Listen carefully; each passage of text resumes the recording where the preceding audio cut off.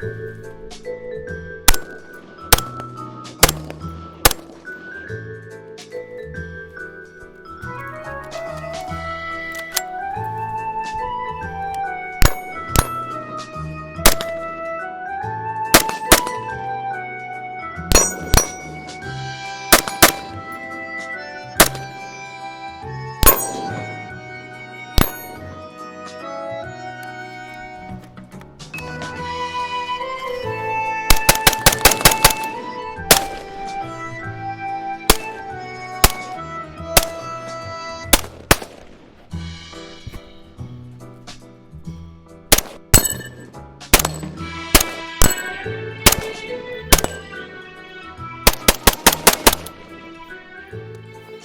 guys, thanks for tuning in to another video on ForgottenWeapons.com. I'm Ian McCollum, and today I have my FAMAS back out at the range because I have managed to get myself a Scrome J4F1 optic for it, which is a total unicorn here in the United States.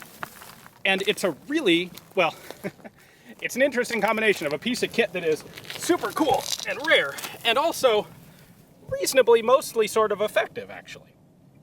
So, this was the official issued optic for the FAMAS, for the French military, and it was also actually the issued optic for the FN Minimi for the French military. So it's a multi-purpose optic. Now the French did also use Aimpoint Comp M2s and EOTechs on FAMAS rifles as well.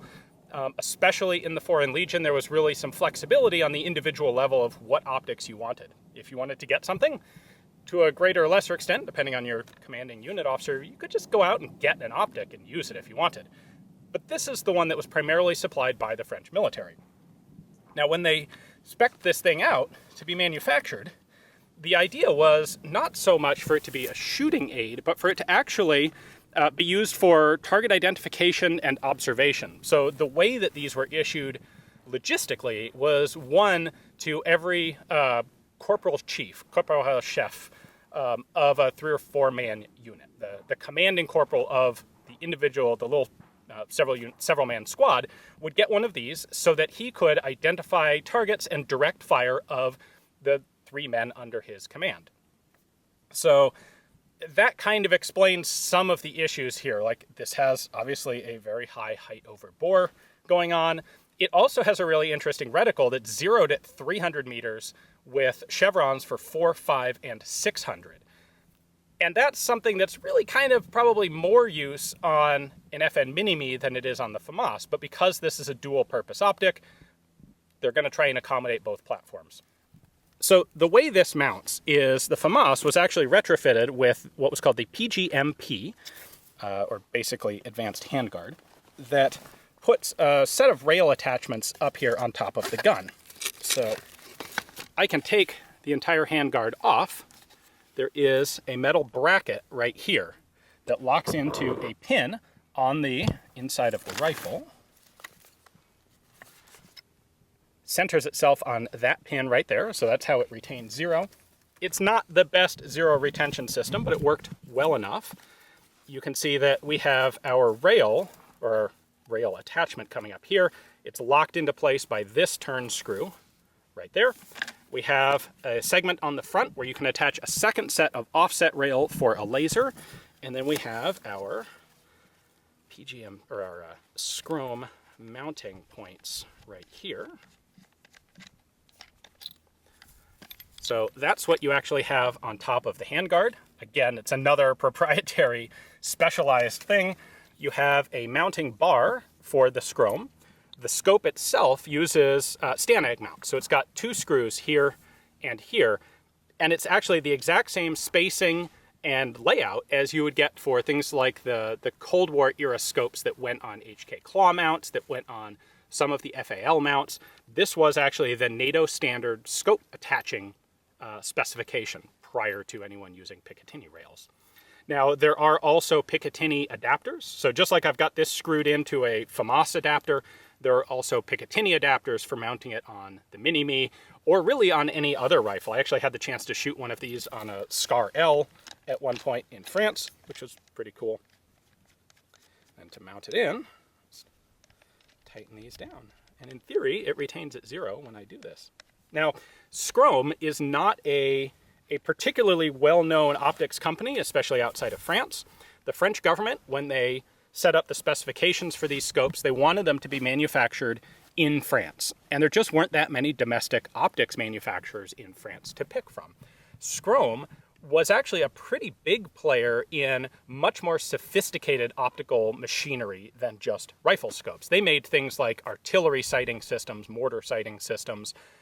Today they actually do some optical interface elements for fighter aircraft.